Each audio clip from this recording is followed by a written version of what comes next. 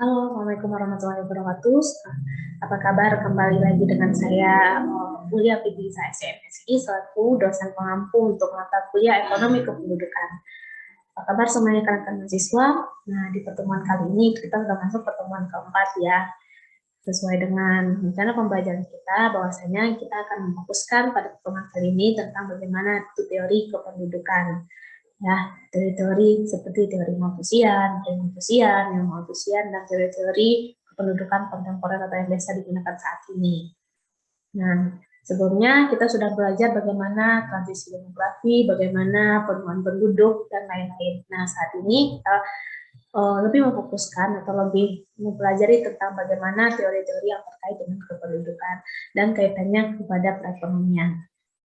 Nah, baiklah, untuk mempersingkat waktu, kita langsung saja mulai materi ini yang terkait dengan teori kependudukan pada bagian selanjutnya.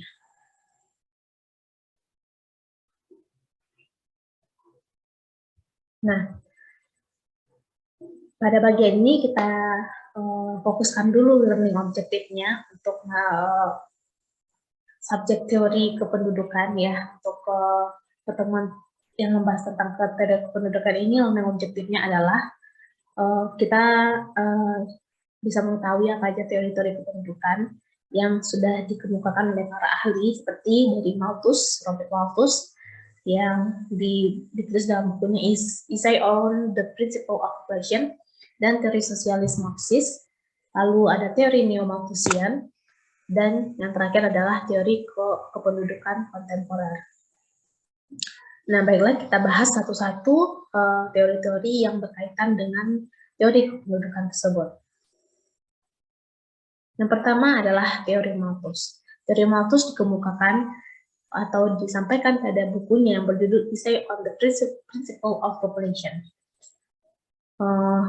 Teori Malthus diciptakan oleh seorang yang bernama Thomas Robert Malthus. Itu yang dia lahir pada tahun 1766 hingga wafatnya 1834. Nah, Malthus ini merupakan orang pertama yang berhasil mengembangkan suatu teori kependudukan yang secara komprehensif dan konsisten antara penduduk dan keadaan ekonomi. Nah, jadi hasil karya Malthus ini dibuatlah dalam sebuah buku yang kaitannya dengan teori kependudukan ya, yang biasa dikenal sebagai buku yang berjudul Essay on the Principle of Population. Nah, buku ini terbit pertama kalinya pada tahun 1798. Nah, saat itulah teori kependudukan mulai diperkenalkan. Jadi bisa dikatakan dia adalah bapaknya gitu ya, yang menciptakan teori tentang kependudukan. Nah, dalam teorinya, Malthus juga menyebutkan bahwa pertumbuhan penduduk itu biasanya mengikuti deret ukur, sedangkan pertumbuhan ketersediaan pangan itu mengikuti deret hitung. Nah, gimana maksudnya pada kasus ini? Biasanya terdapat permasalahan ketika jumlah penduduk suatu wilayah atau daerah itu meledak atau padat ya. Biasanya itu di kota ya, tapi tidak diimbangi oleh ketersediaan pangan, itu akan menyebabkan ketidakseimbangan antara pertumbuhan penduduk dan konsumsi masyarakat atau ketersediaan pangan ya, atau ketersediaan sumber daya alam lebih tepatnya di sini. Nah, pada hari itu karena dia berpikir tentang itu, Malthus pun Malthus ini menemukan beberapa pendapat ya tentang pendudukan tersebut. Nah, menurut dia penduduk itu sama halnya seperti dengan tumbuhan dan juga binatang. Apabila tidak kita batasi, mereka akan berkembang biak dengan sangat cepat, dan akan percepatan itu kan seiring dengan dia beranggap pertumbuhan penduduk kan seiring dengan kepenuhannya di permukaan bumi. Jadi kayak Malthus itu beranggapan nanti kalau tidak direm tidak dibatasi pertumbuhan penduduk akan memenuhi dunia atau permukaan bumi. Nah, lalu menurut Malthus juga manusia itu untuk hidup itu biasanya harus memerlukan makanan kan, makanan. Apabila laju pertumbuhan itu sangat tinggi atau cepat, maka pertumbuhan makanan akan lambat ya, karena kan tidak diiringi dengan pertumbuhan penduduk. Jadi Malthus ini mengkhawatirkan akan adanya kelangkaan bahan makanan. Ya, nah, itu dia akan menghitung pertumbuhan makanan itu dengan menggunakan dari itu. Sedangkan pertumbuhan penduduk itu dia ukur dengan deret ukur gitu. Nah, lalu menurut Malthus ada beberapa faktor sebagai pencegah dari ketidakseimbangan penduduk dan manusia. Nah, ada beberapa faktor yang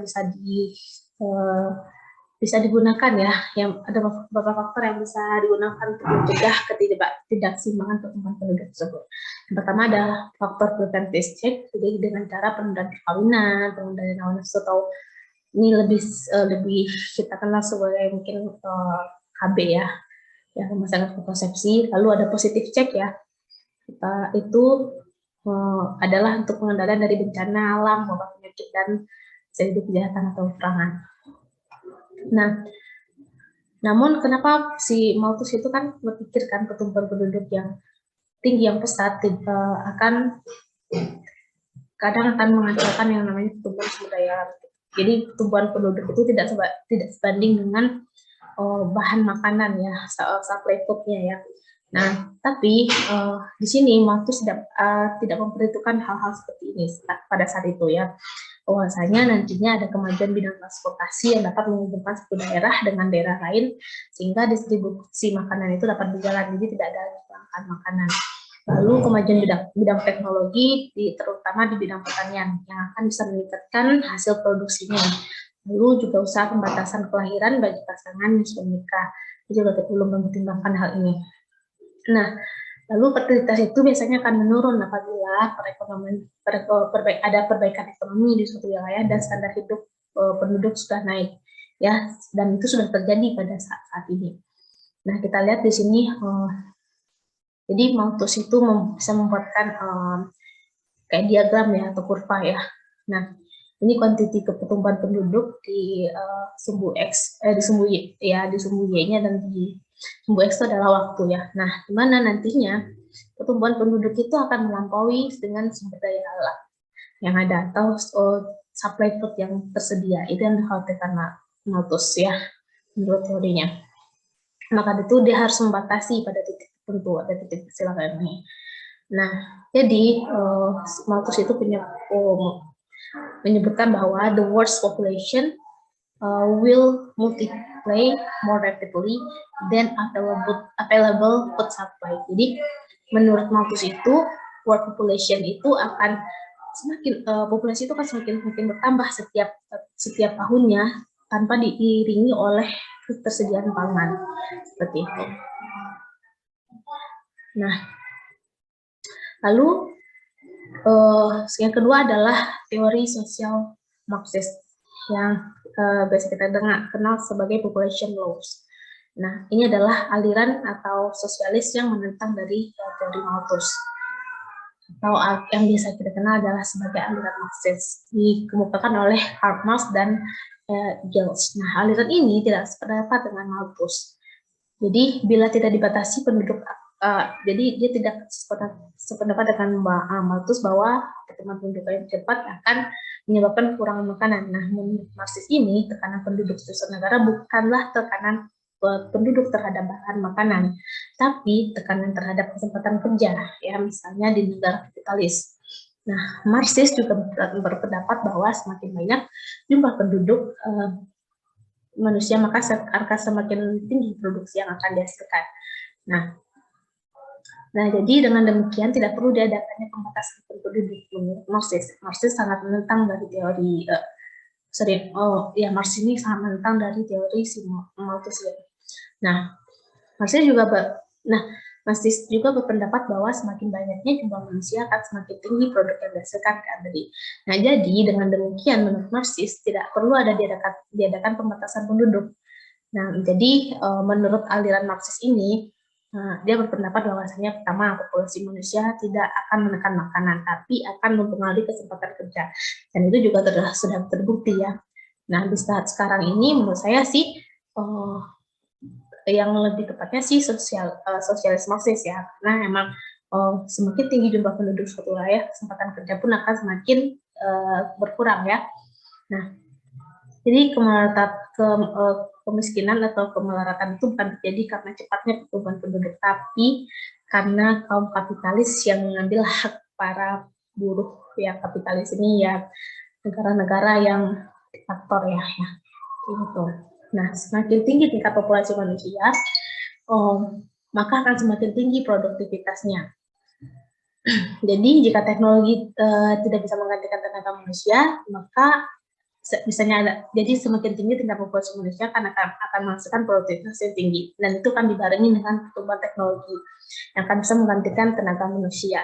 Jadi kita tidak perlu menekan jumlah kelahiran ini, dia juga berarti menolak teori dari Malthus tentang moral restraint untuk menekan angka kelahiran.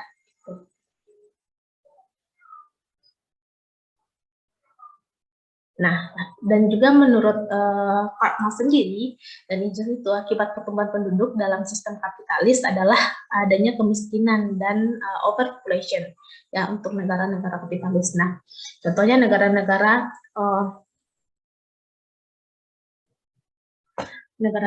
kapitalis yang dimaksud oleh Marx dan Engels ini adalah negara jadi menurut Mas Yaya kan pertumbuhan penduduk dalam sistem kapitalis akan mengakibatkan adanya kemiskinan ya atau overpopulation untuk beberapa negara kapitalis. Nah, contohnya di sini negara-negara kapitalis yang mendukung teori si Malthus ya, itu adalah seperti negara USA, Amerika, Inggris, Prancis, atau Kanada. Nah, kalau sedangkan negara-negara yang setuju dengan teori Marxis itu adalah negara-negara yang berekonomi sosialis seperti negara-negara Eropa Timur, RRC, Korea, Rusia, dan ataupun Vietnam. Nah, teori kependudukan Karpman itu juga tidak luput ya dari beberapa kritik ya. Nah, kritik dan dari beberapa ahli yang lainnya. Kritik yang paling penting bahwasanya dalam teori Karpman itu juga menyatakan bahwanya ada hukum kependudukan di negara sosialis yang merupakan juga antitesa dari hukum kependudukan dari kapitalis. Jadi, menurut hukum ini biasanya di negara kapitalis itu tingkat kelahiran dan tingkat kematiannya sama-sama rendah ya. Nah, contohnya itu negara Amerika, ada Kanada, ada Inggris ya. Angka kelahiran dan sama angka kematian itu seimbang ya. Sedangkan negara sosialis terjadi sebaliknya, tingkat kelahirannya sangat tinggi dan tingkat kematiannya juga sama-sama tinggi pada saat itu ya. Pada di tahun saat mereka melakukan penelitian ya, gitu kan ya. Nah, itulah menurut si teori dari Marx dan Engels. Nah, lalu karena teori itu masih belum sempurna, maka lahirlah teori-teori baru yang disebut dengan teori neo-Malthusian atau kita kenal sebagai the population explosion. Jadi populasi itu sudah eksplosif, sudah melewati batasnya. Yang disebut dengan aliran dari neo-Malthusian.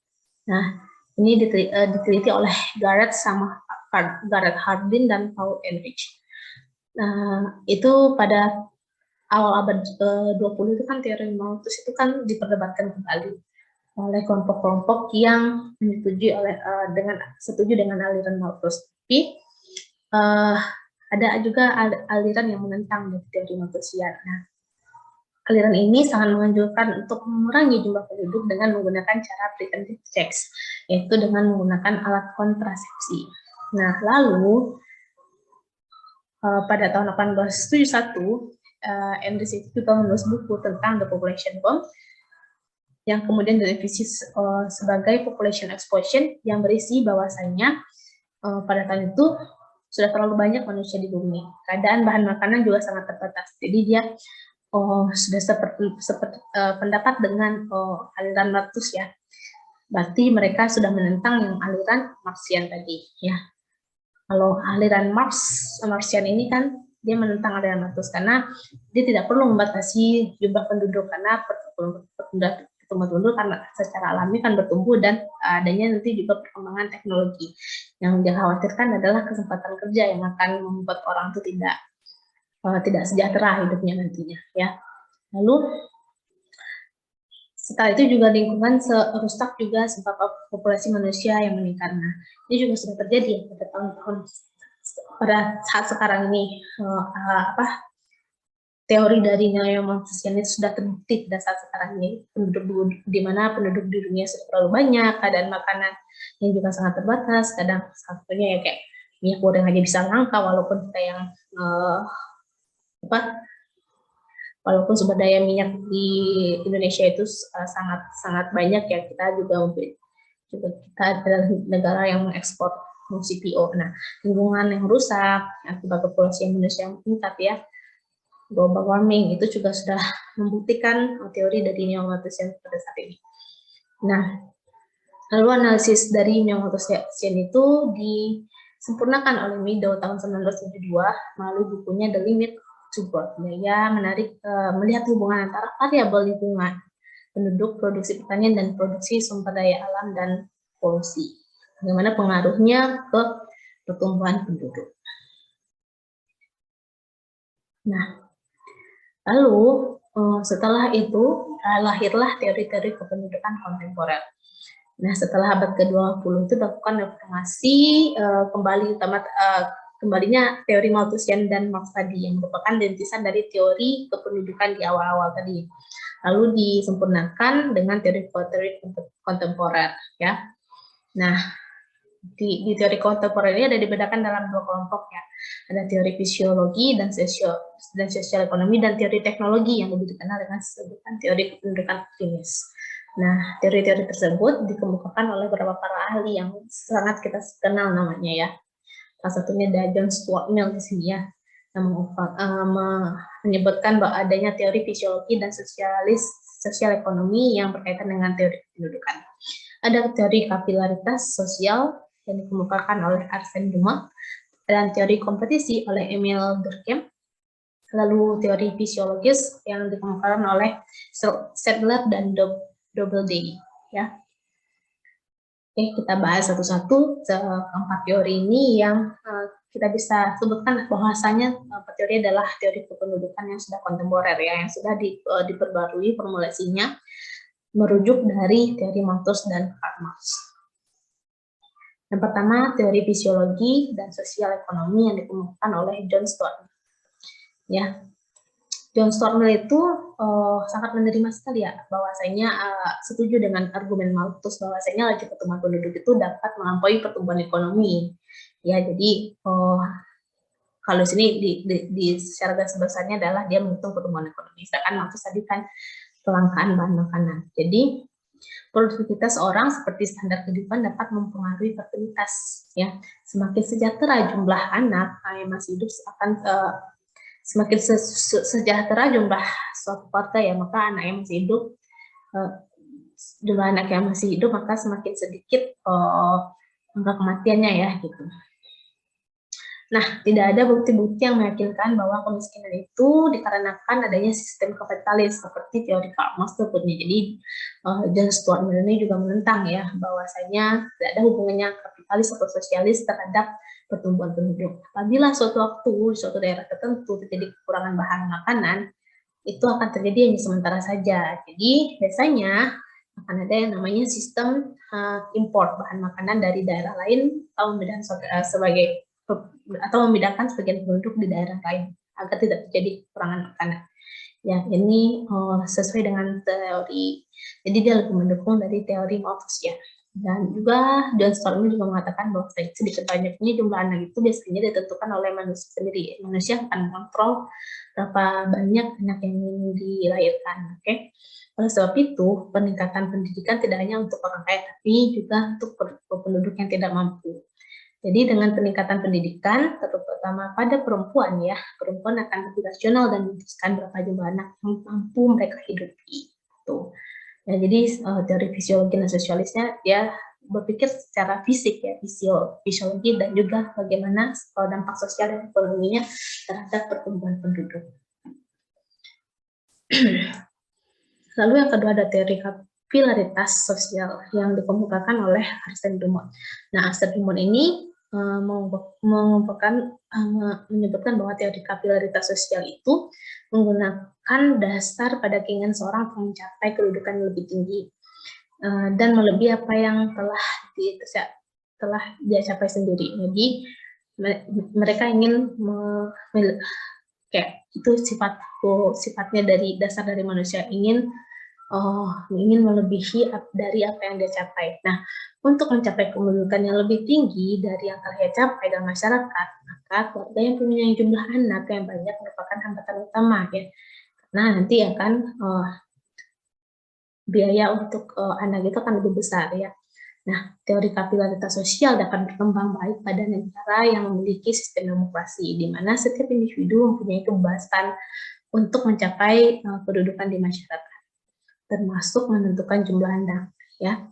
Nah, di Indonesia adalah salah satunya contoh negara demokrasi. Kita punya hak untuk menentukan bagaimana berapa jumlah anak yang dimiliki. Sebaliknya negara-negara sistem sosialis yang tidak ada kebebasan untuk mencapai kependudukan yang tinggi. Jadi maka di masyarakat teori kapilaritas sosial tidak dapat berjalan dengan baik. Nah, contoh-contoh negara sosialis itu adalah tadi kan kayak Republik Vietnam. Dulu mereka tidak membatasi jumlah anak, yang sekarang sudah membatasi jumlah anak dengan program One Child ya. Nah, lalu ada teori kompetisi Emil Durkheim. Nah, Emil Durkheim itu lebih menekankan pada akibat dari pertumbuhan penduduk yang tinggi di suatu wilayah. Negara atau wilayah dengan padatan penduduk yang tinggi akan menimbulkan kompetisi dalam bertahan hidup ya. Wajar sekali ya. Ini sepertinya dia agak mengarah dengan atau agak sependapat dengan teori Marxis ya, aliran Marxis. Nah, dalam usaha menenangkan kompetisi setiap individu yang berusaha untuk meningkatkan pendidikan ataupun keterampilan dengan spesialis tertentu di masyarakat, ini akan tampak jelas berada di perkotaan dengan pola kehidupan yang kompleks ya. Ini sangat sesuai dengan teori Marxis ya. Nah, untuk menghindari beberapa masalah kehidupan di perkotaan atau di wilayah yang padat penduduknya, seperti masyarakat industri dan juga dan kesejahteraan dapat dicapai bila mana seorang individu itu punya keahlian dan pendidikan yang cukup. Jadi namanya juga teori kompetisi ya. Jadi untuk kita bisa bertahan hidup di suatu wilayah yang padat penduduknya, kita harus mempunyai kompetensi pribadi. Ya, dan juga akan nantinya kalian hadapi setelah kalian menyelesaikan perkuliahan kalian di kampus ini ya. Kalian akan menghadapi yang namanya kompetisi. Jadi kalian pun setiap individu ya, kalian harus mempunyai keahlian dan pendidikan yang cukup agar bisa bersaing untuk bertahan hidup ya, untuk mendapatkan kesejahteraan kalian. Gitu. Lalu yang keempat adalah teori fisiologis yang dikemukakan oleh Settler dan Doubleday. Nah, menurut teori fisiologis ini didasari oleh daya reproduksi manusia yang dibatasi oleh jumlah penduduk. Ya, jadi menurut Settler ya, dia mengatakan bahwa ada reproduksi manusia itu yang ini fertilitas berbanding terbalik dengan kepadatan penduduk. Nah, jika kepadatan penduduk tinggi, biasanya daya reproduksi akan menurun dan sebaliknya. Nah, itu sangat terbukti ya untuk beberapa negara ya. Jika negara yang sangat padat penduduknya, nah Cina sudah melakukannya. Cina dulu itu adalah negara yang penduduknya sangat padat ya. Nah, lalu di situ akan mengurangi daya reproduksi.